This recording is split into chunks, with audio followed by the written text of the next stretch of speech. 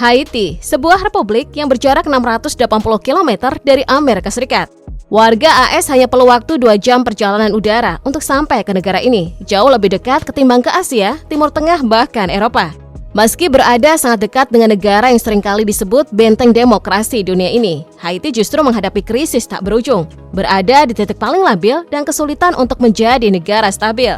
Kini negara ini bahkan dikuasai gangster yang melumpuhkan hampir semua sendi kehidupan bernegara.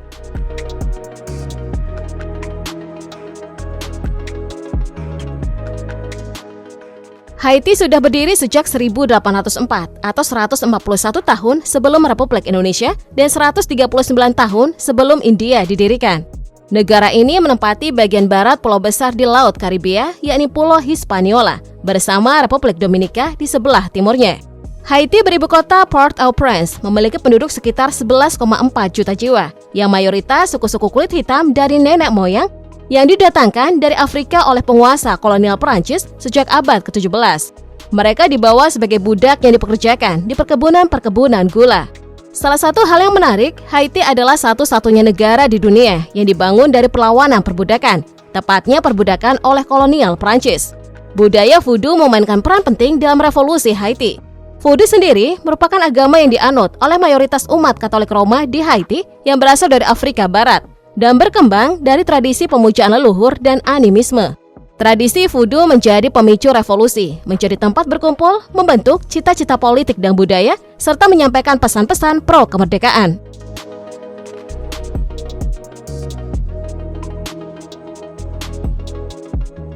Nah, lahir 200 tahun lalu dari semangat kesetaraan menentang perbudakan, dan di sisi lain tetap menganut nilai tradisi yang kuat. Negara seluas 27.750 km persegi ini malah tak pernah bisa menegakkan diri sebagai simbol emansipasi, kesetaraan, apalagi kemanusiaan. Negara yang seharusnya menjadi inspirasi dunia dalam konteks melawan perbudakan, malah terjatuh dalam perbudakan baru yang dilakukan oleh elit penguasa baru, yang tak lebih korup dan bengis dari rezim kolonial. The Guardian dalam tulisannya menyebut awalnya korupsi yang terjadi di Haiti dilakukan oleh para elit penguasa Eropa dan Amerika Serikat, yang khawatir ide-ide revolusi Haiti menyebar ke benua Amerika dan koloni-koloni mereka di seluruh dunia. Sebagai upaya tetap melanggengkan kolonialisasinya, negara-negara tersebut berusaha mengisolasi Haiti dengan tidak mengakuinya sebagai negara merdeka, termasuk Prancis yang baru mau mengakui kemerdekaan Haiti pada tahun 1825. Pengakuan ini mesti dibayar mahal. Syaratnya pemerintah Haiti harus membayar ganti rugi sebanyak 150 juta francs, yang kini setara 21 miliar atau 3.000 triliun rupiah atas kerugian Prancis akibat pemberontakan para budak yang berujung pada kemerdekaan. Nominal yang sebenarnya di luar kemampuan Haiti, namun mereka tak punya pilihan. Alhasil, Haiti harus berhutang kepada negara-negara seperti Amerika, Jerman, termasuk bank-bank Prancis, sampai terperangkap dalam cengkraman hutang. Hampir 80% anggaran belanja Haiti dipakai untuk membayar hutang yang tak pernah selesai sampai kemudian berakhir tahun 1947.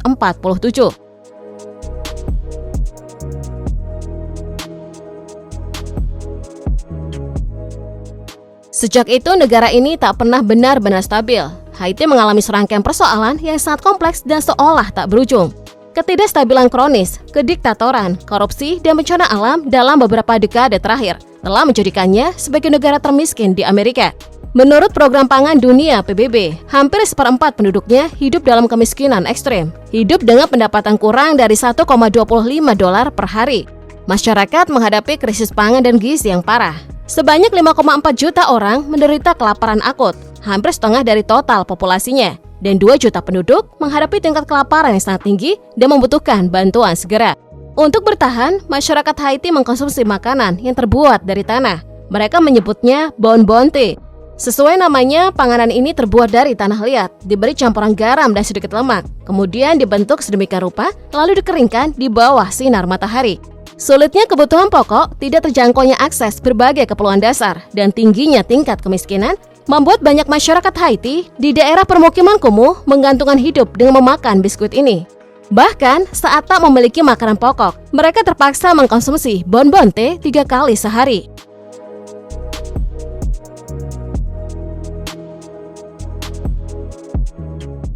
Dari atas, ibu kota Haiti, Port-au-Prince, tampak seperti kota yang damai di Laut Karibia.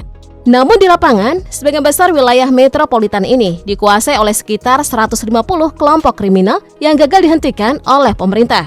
Para anggotanya meneror penduduk dan melakukan penculikan, pembunuhan, kekerasan seksual, penjarahan, dan pembakaran rumah. Menurut PBB, kelompok-kelompok kriminal telah membunuh lebih dari 2.000 orang dan menculik lebih dari 1.000 orang lainnya selama paruh pertama tahun 2024. Kekerasan terjadi di mana-mana, tak terkecuali ranah politik. Puncaknya, Presiden Jovenel Moïse terbunuh di tangan tentara bayaran pada Juli 2021 yang disewa elit politik yang ingin berkuasa di Haiti. Politisi bernama Ariel Henry lalu ditunjuk sejak 20 Juli 2021 sebagai pejabat Perdana Menteri dan Presiden sementara. Selama 32 bulan berkuasa, Henry menancapkan kekuasaan dengan mengandalkan bantuan asing terutama Amerika Serikat. Namun, ia tak kuasa menghadapi geng-geng kriminal yang kian lekat berafiliasi dengan elit politik dan bisnis, yang diantaranya berseberangan dengannya.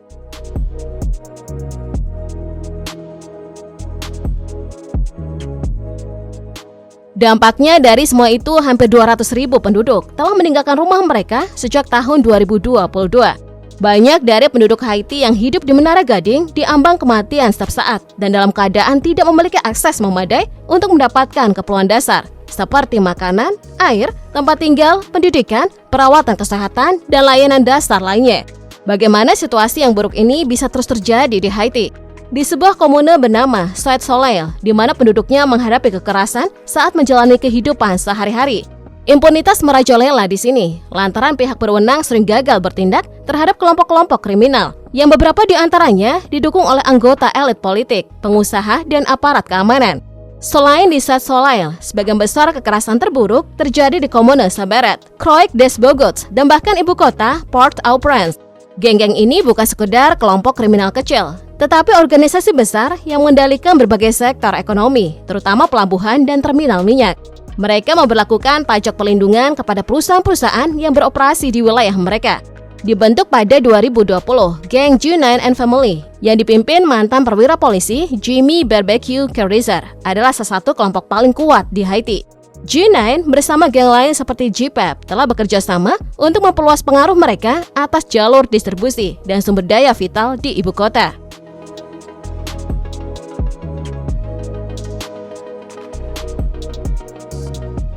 Menghadapi pemerintahan yang lemah, geng-geng ini tidak ragu untuk menggunakan intimidasi dan kekerasan, bahkan sampai mengepung bandara dan kantor-kantor polisi untuk menunjukkan dominasi mereka.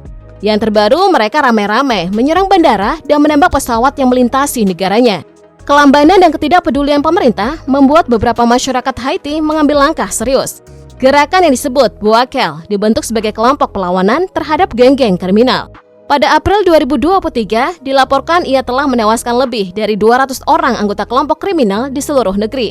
Kondisi yang semakin meningkatkan situasi penuh kekerasan dan berbahaya.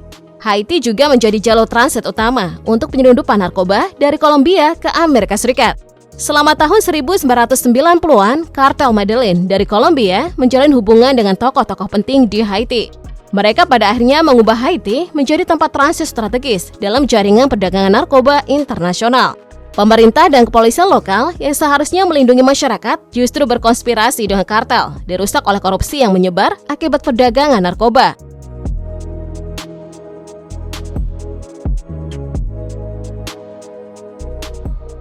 Perdagangan itu tak hanya memperkaya geng dan elit politik tertentu, namun juga memperdalam ketergantungan ekonomi Haiti pada kegiatan ilegal. Dengan semakin kuatnya keterlibatan dalam perdagangan narkoba, Haiti semakin kehilangan kesempatan untuk membangun ekonomi formal yang sehat, yang pada akhirnya memperparah status negara ini sebagai negara gagal bahkan neraka dunia. Profesor Pusat Studi Amerika Latin dan Karibia di Universitas Essex, Nicholas Forsens, mengungkapkan alasan lain yang jadi pemicu kerentanan Haiti. Menurutnya, bencana alam seperti gempa bumi pada 2010 pun memperburuk keadaan di sana. Saat itu ribuan orang tewas dan infrastruktur vital hancur. Ribuan narapidana melarikan diri dari penjara yang hancur, yang kemudian mengubah dinamika geng bersenjata di negara itu. Para mantan narapidana membentuk dan memperluas geng yang telah ada, menjadikannya sebagai organisasi kriminal yang mengendalikan berbagai aspek kehidupan di Haiti. Haiti membutuhkan pemerintahan yang stabil dan terpilih secara demokratis untuk memulihkan fungsinya sebagai negara yang berdaulat. Namun kondisi keamanan dan ancaman dari geng-geng bersenjata membuat pemilu menjadi hampir mustahil diadakan. Infrastruktur pemilu yang lemah dan intimidasi dari geng menimbulkan resiko besar bagi masyarakat yang ingin berpartisipasi dalam proses demokrasi. Sementara itu, para ahli menyebutkan reformasi dalam sistem politik dan penegakan hukum di Haiti sangat diperlukan. Pada akhirnya, meski ada resiko korupsi, bantuan dari komunitas internasional dalam bentuk pendanaan, pelatihan bagi aparat keamanan, serta penguatan lembaga pemerintahan adalah langkah yang diperlukan. Tanpa dukungan yang memadai, Haiti akan terus terjebak dalam krisis yang tak berkesudahan.